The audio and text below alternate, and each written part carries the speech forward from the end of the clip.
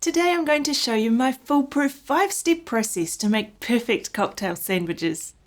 Whether you know these as tea sandwiches, finger sandwiches, cocktail sandwiches or club sandwiches, the preparation is the same. If you follow this process, you'll end up with a perfect sandwich selection that's tasty, holds together, isn't squashed or soggy, and best of all, can be made a day before without compromising freshness. Hi, I'm Taryn. Before I got into cooking education when I worked in catering, I made hundreds of thousands of these for conferences and events. But even if you're making a small batch of these, the process is exactly the same. Every step in this process is important, so don't jump ahead and skip anything if you want perfect sandwiches. Throughout the video, I'll point out why I do things a certain way and why I avoid some commonly held beliefs about sandwich making. Let's get straight into it with step 1. Choosing the breads, spreads and fillings. For this video, I've got a cucumber, an avocado and some fresh tomatoes. Tomatoes are often blamed for being the cause of a soggy sandwich, but they don't need to be. We'll talk more about this later on. For our meat selection, I've got some beef pastrami with that delicious peppery crust, champagne ham and some salami. Notice the different colours of these 3 meats. It adds to the presentation as well as giving a great variety in flavour options. Then we've got some Swiss cheese slices. I don't recommend using super soft cheeses like mozzarella, brie or camembert in these sandwiches. Stick to cheddar, Gouda or other firmer varieties. You'll find they work better. Eggs are a great sandwich filling too. I've hard-boiled these, ready to mash. We've also got some gherkins that'll add a zingy flavour and some alfalfa sprouts. For our spreads, I've got a homemade mayonnaise, a Dijonnaise, a peach and mango chutney, and a homemade apricot, date and ginger chutney. And we can't forget our leafy salad greens. You might be thinking this is a lot of ingredients, but don't worry, we won't be putting everything in every sandwich. We'll be mixing these ingredients up to create sandwiches with a wide variety of flavours and colours. You can use any ingredients or variations of these ingredients to suit your personal preference. Then of course we've got our loaves of bread, a white loaf and a wholemeal loaf. I prefer using a toast slice which is a bit thicker. The thin slices squash too much and don't hold together nicely. The 2 types of bread give a variety in colour, but of course you can stick to one or the other if you prefer. On to step number 2, preparing the ingredients. This is the boring step, but it makes the next step efficient, easy and somewhat fun. We need to cut and prepare all our ingredients, fill our piping bags and have everything ready to go. A well-prepared chef is a happy chef. Let's prepare the eggs. Having softer ingredients like eggs works well in a sandwich. I need to get these finely mashed so I can put them onto the bread using a piping bag. A piping bag makes adding these sorts of ingredients so much easier. Don't forget when you're making your mix to add your seasonings and flavours. It's easier to add them now than later. Flavour is always the most important thing when you're making food. You can even blitz up cooked chicken with a pesto or sun-dried tomatoes and apply it the same way. Piping bags aren't only for icing. If you've never used one before, fold it over your hand and use that hand to scrape off the filling. When it's full, squeeze it to the bottom and twist the bag shut. You can cut a hole when you're ready to use it. To prepare the cucumber, we need to slice it as thin as possible. Well, not so thin that you can see through it, but not into big thick slices like you'd put in a salad. I find a mandolin works well for this job. It's quick and easy, and best of all, the slices are uniform. If you're going to be making lots of sandwiches, I recommend getting a mandolin. They come in handy for other things too, like a potato bake or an apple flan. Once they're cut, pile them into little piles on a separate tray. When I worked in catering, sometimes we'd spend a whole day preparing our fillings, cutting all the vegetables and slicing the meat and cheese so everything was ready to start making the sandwiches the next day. It's surprising how well this prep will last in the fridge. Overnight is no problem at all. To cut the tomatoes, we need to get rid of the core first. Cutting out the core is super easy. Poke the tip of the knife in on an angle and spin it around, cutting out a little cone shape. Then if you cut it in half, you have a flat, stable base and can cut the slices much thinner. Some people don't put tomato on their sandwiches because they fear they'll end up with soggy sandwiches. With this method I'm showing you, I've never had a problem, but I still don't recommend cutting thick, chunky slices. Keep them as thin as you can. Avocado is a great option for vegetarian sandwiches. Try to slice it thinly. We don't want chunks that are going to change the shape of the sandwich or tear through the bread. Actually, you don't want chunky bits of anything really. I'm going to drain the gherkins in a colander. We want to minimise unnecessary moisture in the sandwiches. You could even dab them on a piece of paper towel if you prefer. The last thing we need to do is put the mayonnaise and Dijonnaise into piping bags. This little step makes putting these sandwiches together super quick and efficient. Spreading it on by hand takes way longer. Not to mention it's difficult to spread on a layer of mayonnaise over the top of each layer of ingredients. I've been asked in the past why I don't use the squeezy bottle the mayonnaise or Dijonnaise comes in. I use piping bags because then I can control the thickness. I'll show you what I mean. Straight out of the bottle, it's way too thick. If I use a piping bag, I can cut a much smaller hole. Can you see the difference here? Soon I'll show you how I glue my sandwiches together, and then you'll see why this is important. By the way, if you're new here, welcome. I love to teach and inspire and show how easy it is to make beautiful food. I hope you'll join me on this journey by clicking the subscribe button and by signing up to my free newsletter through my website, easypeasy.co.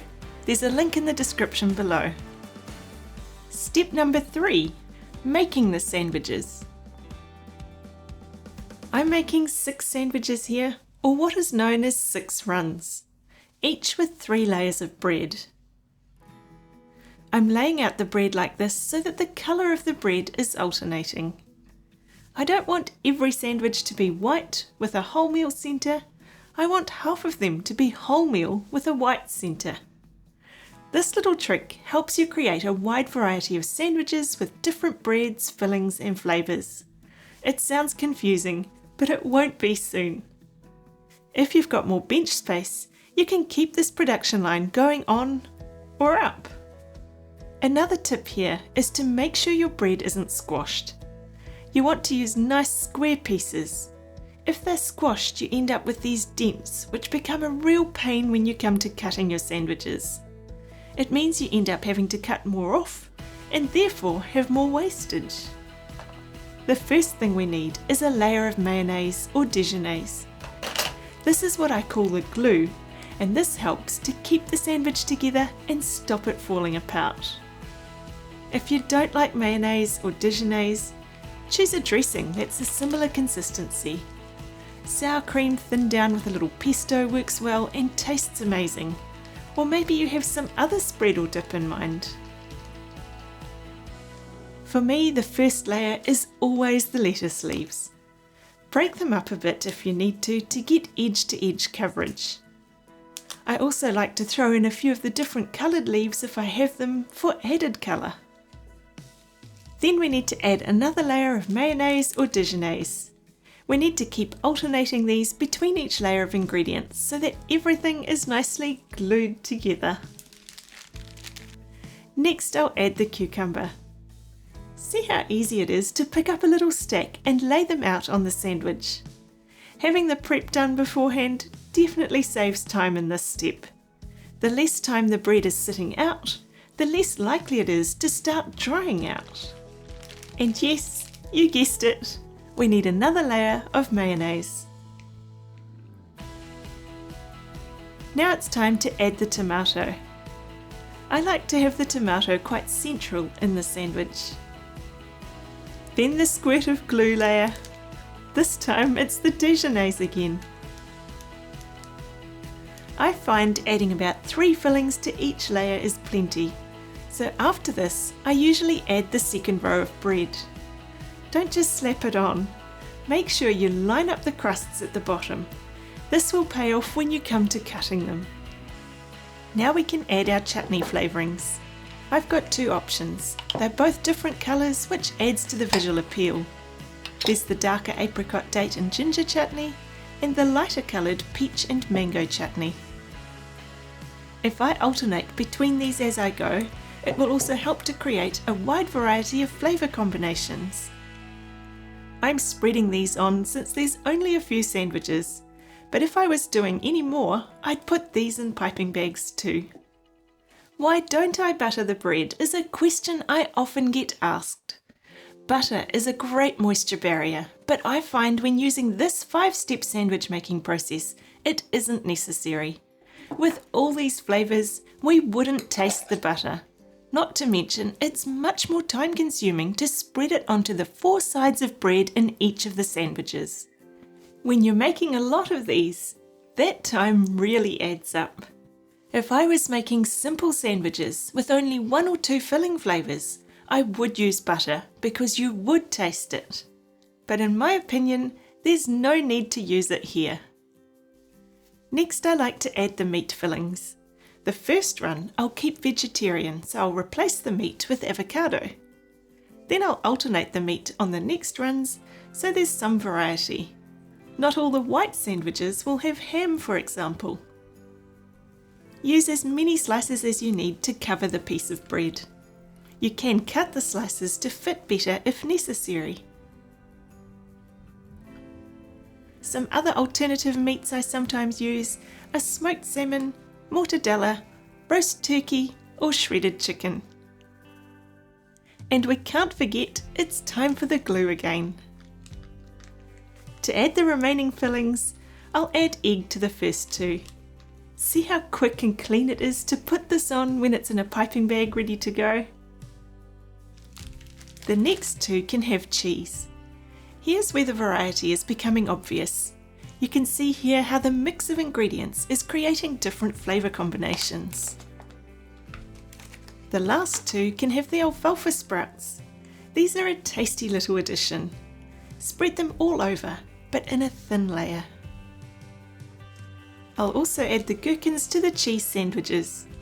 After a layer of glue, of course. Since the mayo is already on our top slice of bread, we can put these on now.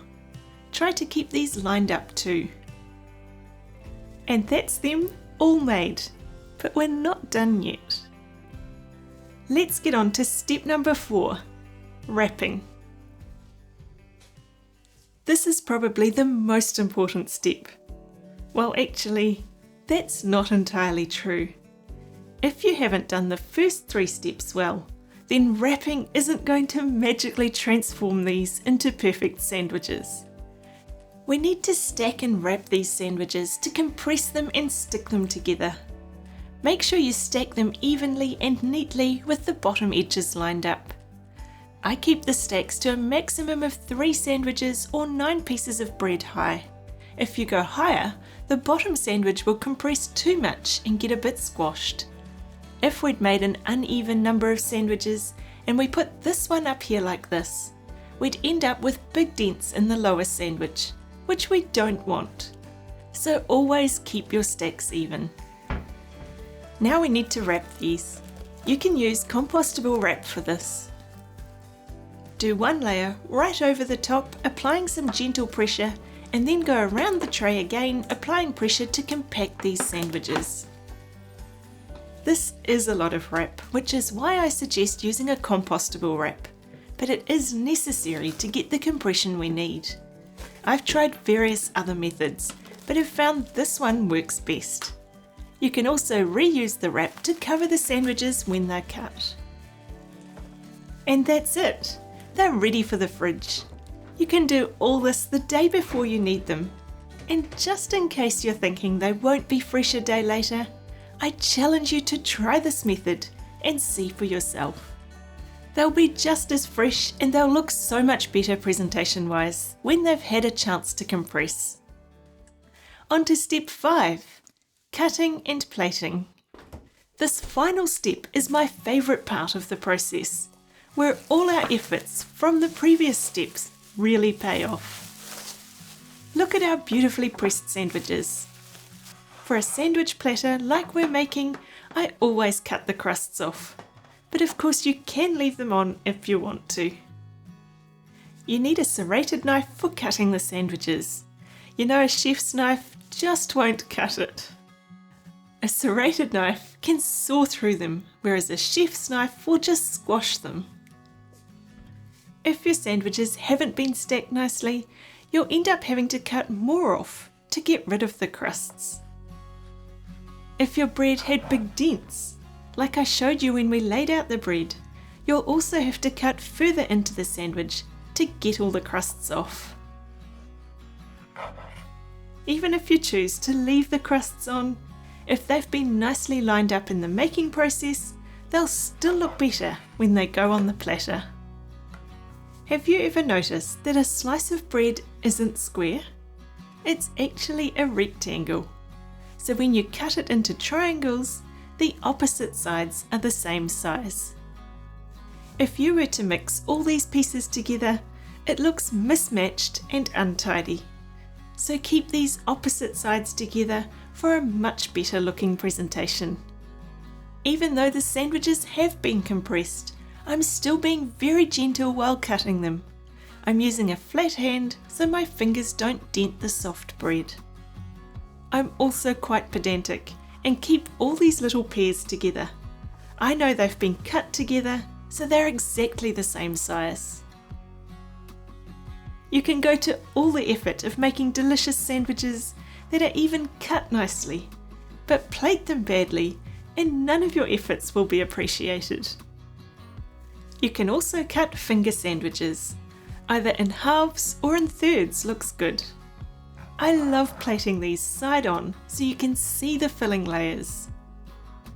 Or alternatively, you can cut them into cocktail sized pieces, either 4 or 6 smaller squares. By cutting a few sandwiches in triangles, a few in fingers, and a few in cocktail squares, you can easily add a lot of variety to your platter without having to make a whole lot of different things. Don't throw away these offcuts. I usually snack on these, but someone on a previous video suggested turning them into a tasty frittata for your dinner. I love adding knotted bamboo skewers to these cocktail sandwiches. Don't you think it adds to it? If you want to get some of your own, there's a link in the description below. Make sure you keep the knots all pointing the same way. Consistency enhances presentation. It's time to plate our sandwiches and create a beautiful platter. This requires a bit of thought. Figure out how many pieces you have and how you can space them to create balance. I'm going to put this pair in the centre front so I have a starting point. Breaking up the triangles with cocktail squares also looks good, so I'll add a row of them to each side. Notice how I'm alternating between the white and wholemeal squares. I'm also going to alternate the triangle direction to have some with the filling visible on each side of the platter. I always like to keep these platters symmetrical. I didn't have another pair for the centre, so that's where my garnish will go to keep the outside rows the same. When all the sandwiches are on, you can add a lettuce garnish to fill in any gaps and add some greenery. This is the finishing touch. What do you think? Are you inspired to give this simple 5-step process a go? I can't wait to see what you come up with. If you liked this video, here's another one you might enjoy. See you over there.